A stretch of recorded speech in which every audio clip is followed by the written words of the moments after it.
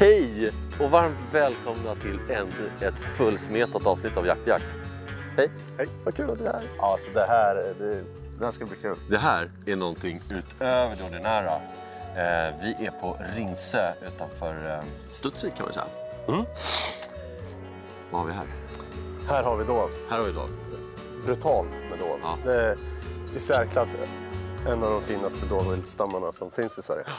På 50-talet var det 2 bröder som hade det här. Ja. Eller norra delen som vi är på nu. Som fick 15 dovhjortar. Så var det en gubbe. Jag får kalla han gubbe faktiskt. Ja. Som jag hade som lärare när jag gick på Öcknaskolan som heter Leif Gautström. Då var han sannolikt yngre än vad jag är nu.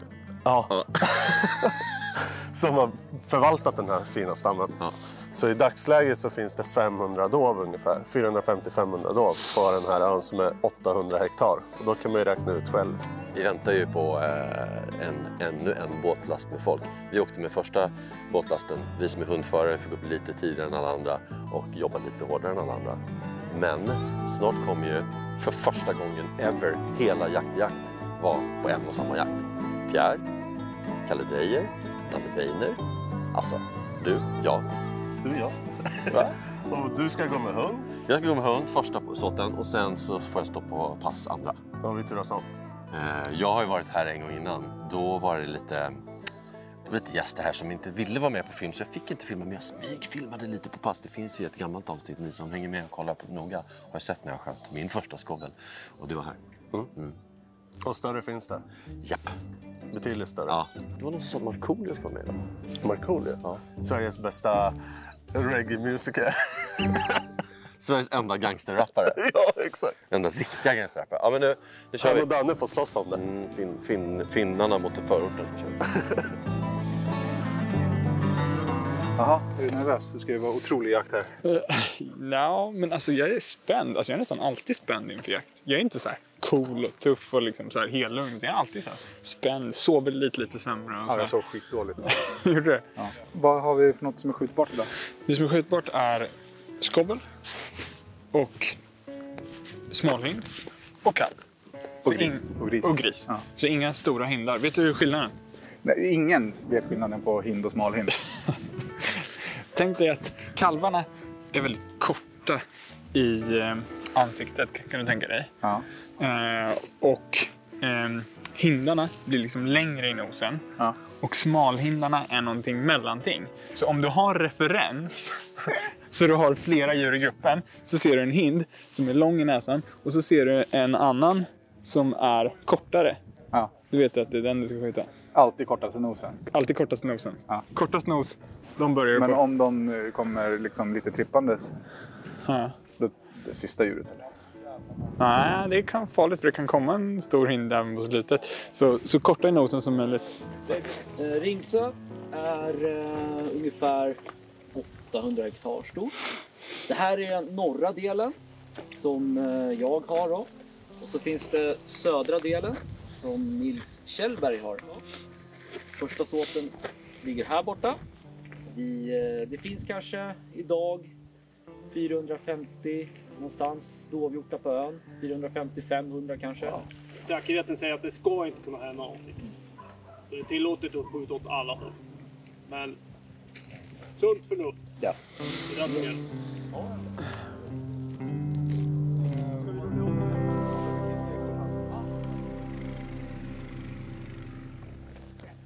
Tydligen så har det skjutits varje gång på mitt pass. Varje gång. Det går inte att stå här utan att det skjuts. Nu ska jag gå dit och bli den första som inte skjuter något. Jag måste bara säga att jag njuter så enormt av det här. Att vara ute med några av sina bästa vänner i skogen och få jaga ihop på bra marker. Och vi ska laga god middag ikväll. Och nu precis innan första såten är alla förväntningar kvar i luften. Och så här, det här är verkligen det bästa.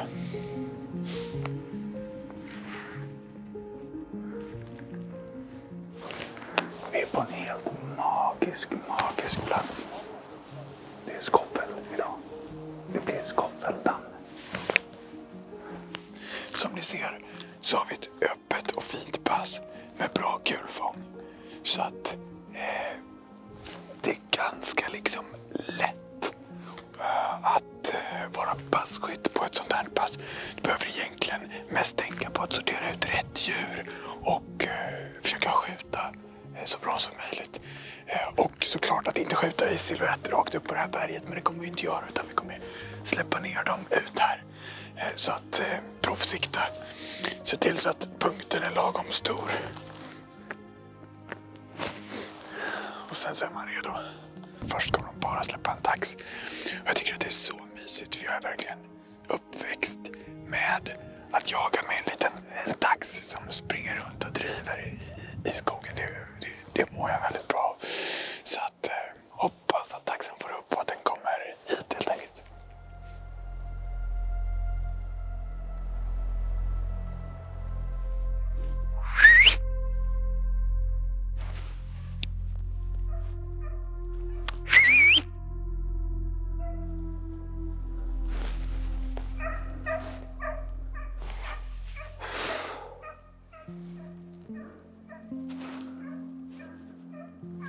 Jävla sekvens. Det gick lite för fort för mig för att våga ta skott på. Så här, 1 minut in i första såten kommer det 3 skovlar följt av ett koppel med kalvar. Jag försökte visserligen de stannade till eller saktade ner. De stannade inte. Det var lite långt, det var lite fort. Men jakten är igång. Okej, det som är extra kul med den här såten och just idag att vara här, det är att Jompa ska gå med Aska. Och som kanske många av er vet så är jag är helt kär i den hunden. Alltså jag älskar verkligen Aska, jag tycker hon är så himla härlig. Så ingen hade blivit gladare än jag om vi kunde skjuta första viltet för Aska.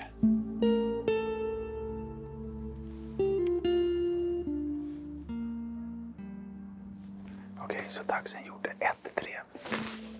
Och det var drevet som passerade mig. Nu går vi in Aska och en tysk terrier. Jag drar om lite mer i såten och tänk att få skjuta för Aska.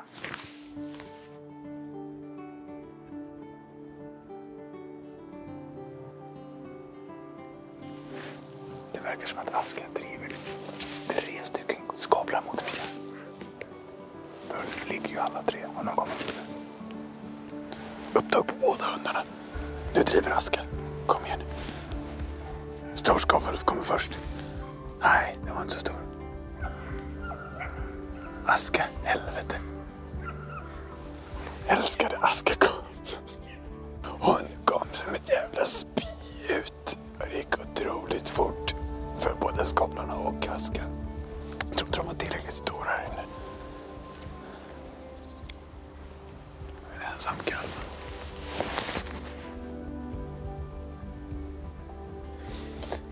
Jag förstår faktiskt inte varför det inte blev skott där, men det är inte alltid man förstår. Ja, lite trögt just nu. Ingen av skyttarna har skjutit någonting än så länge och men vi som har det bästa passet, vi har inte haft någonting i pass egentligen förutom på väldigt långt håll. Så att, ja, men det är därför man älskar jakt. Det är liksom inte förutsägbart. Det är inte bara att gå ut och hämta. Det räcker inte med att vara på en bra mark med ett bra pass. Man måste ha lite flyt också. Okej, då var första såten bruten. Det började ju jävligt bra. 1 minut in i såten så fick vi det kopplet på oss. Det var svårt att avgöra storleken på skavlarna. Vi får bara skjuta kapitala. Och ja, det gick fort och det var långt, men det är en bra jävla erfarenhet. Nu är det lite lunch hoppas jag, och sen såt 2. Då blir det skaveldamm. Det var långt, 110 meter. Ja, det var så pass. Ja. Jaha, de gick inte upp i dalgången som jag sa. Nej, de gick på andra sidan. Mot bergen här. Uppe på berget också. Ja. Till och med upp på bergen där. Ja. Jaha. Hungrigast först. Vad säger de? eller kändast först. Marco han är ju mera kändast än jag är, men jag tog först. Jag tog maten då före honom. Ska han få dricka. Okej, lunchen är äten, magen är mätt. Jan-Åke, Hunted Cook, har lagat en fantastisk kycklinggryta med massa fläsk och grejer. Det var fantastiskt gott. Nu, dags för såt 2. Det var lite stolpe ut i första, men djuren har ju stuckit in dit där vi ska jaga nu. Jag har fått passet allra längst in i såten. Så att jag har fått tillåtelse att springa lite i förväg och se om det står några hjortar. Kanske, vi börjar med en liten pysch helt enkelt på väg ut till pass. Men min typ av jakt känner jag helt klart alltså.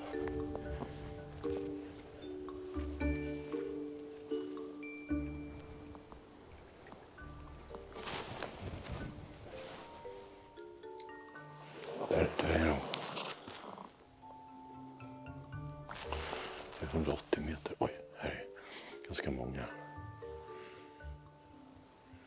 De kommer hitåt.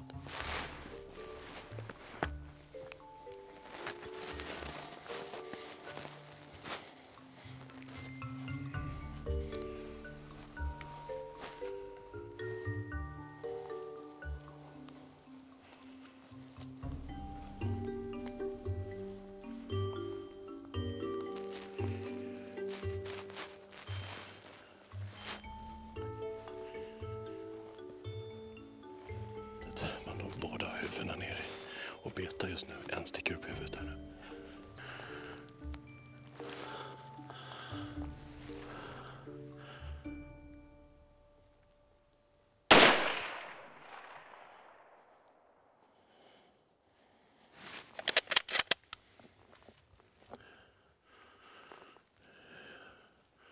Ja, den ligger.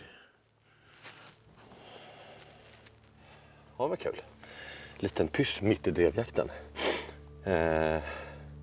Det fina i kråksången är att nu springer de in i såten. Fin liten kalv. Fantastiskt vad vackra de är och vad tjock pälsen är så här års. Helt otroligt alltså. Det är som sälpäls liksom. Ja, ingångshåll där, något högt men helt klart avsedd effekt. Nu är det dags för julingen släppet är här och börjar släppa av skyttar så att nu är det drevjakt. Tack ska du ha, vad fint. Du får ligga kvar här.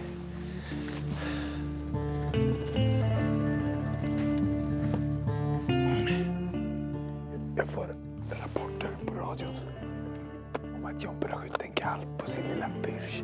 Kul. Vi lägger i skott.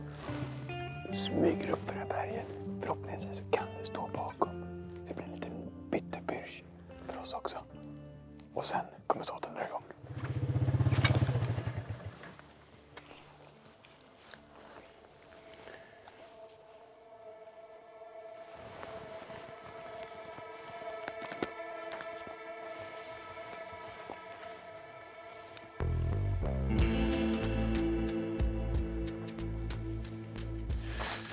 Nu står ju jag på pass.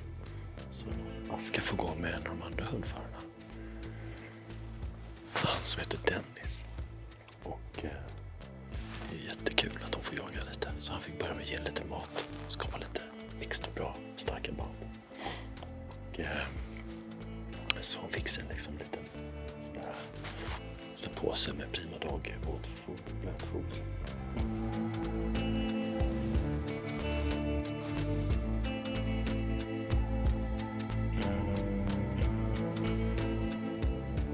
Här stod jag för inte allt för länge sedan.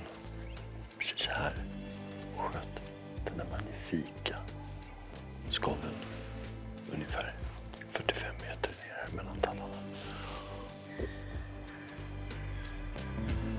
Så där är det något liknande på gång här.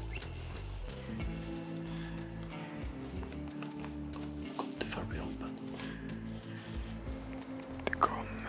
Vänta, det kom en jävla skål också. Det kom en skål. Nej, fan, jag behöver röra.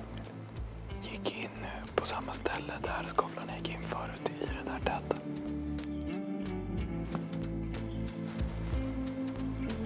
Det går nu.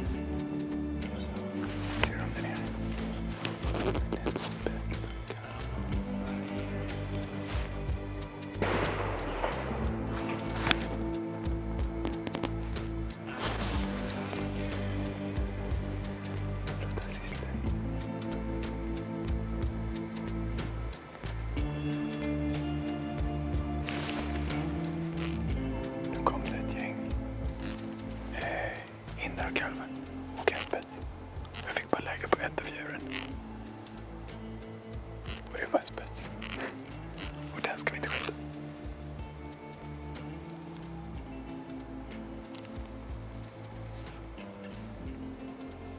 Och nu är det hjortar överallt och det smäller på grannpass.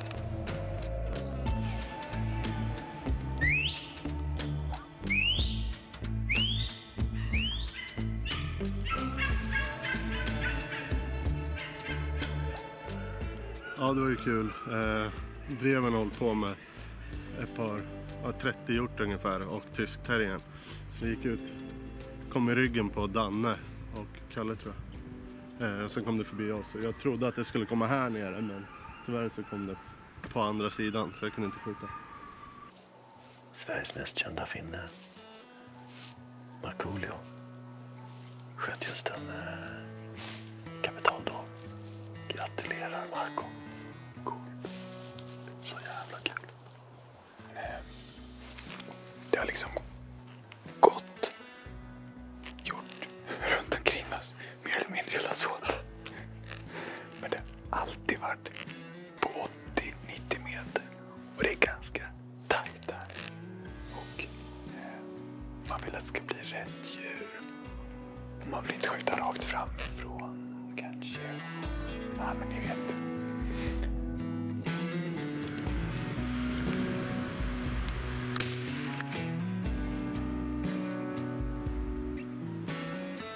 Stoffe sköt just en kalv här ute mitt i såten här. Han är ute och går med sin lilla tyskterrier och sin drever.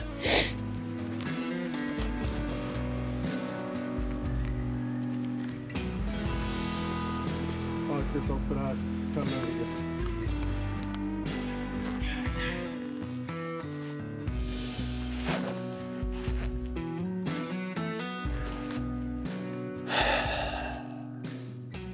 Det här passet, den här såten, är bland det märkligare jag varit med hela mitt liv. Alltså, jag har säkert haft 7 olika situationer. Men jag har inte haft ett enda skjutbart djur i skottläge. Och dreven har snurrat runt hela tiden här. Nu kommer de jättefint, alltså helt klockrent. Jag hade kunnat välta minst en av kalvarna med rak silhuett upp så här. Det funkar inte liksom. Det funkar inte liksom. Jag vet inte vad jag ska säga, så jag lägger bara sån här. Nu skiter jag fan i det snart. Ja, okej. Hon är trött nu. Hon vill in i buren och sova. Ja, det är bra. Tack för att hon fick jaga lite i alla fall. Ja, då bryter vi. Så 2. Ja, men ni har ju följt med. Det har ju varit en del aktivitet här. Men det har verkligen inte gått i lås. Haha, Jan-Åke. Vilken skovel. Yes. Are you kidding me? Var det här ute den kom eller? Ja, den kom ner bakom.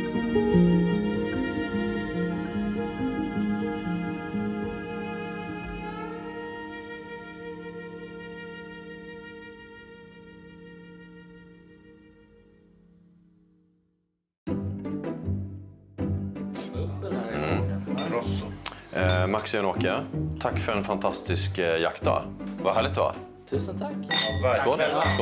Skål. Vilken otrolig natur. I och med att vi har jagat dovgrejer så ska vi börja med en liten take på Pelle Jansson. Där satt vi och spånade lite idé och vi skulle göra, så vi har bankat ut den här fina ryggbiten från doven. Och kommer att smörsteka en liten kavring. Montera den med köttet. På med en äggula, rålök, lite friterad palsternacka och lite örter. Just det. Men innan det så ska vi hoppa in i en liten teaser, en liten amuse-bouche. Och då har vi tagit dovhjortshjärtat, för hjärta som vi skjuter idag. Friteras mot tortillabröd. Fritera hjärtat och så gör vi en liten salsa med en liten chilimaj och så här goda grejer. Bara som en liten sån här tilltugg där inne. Så den börjar med.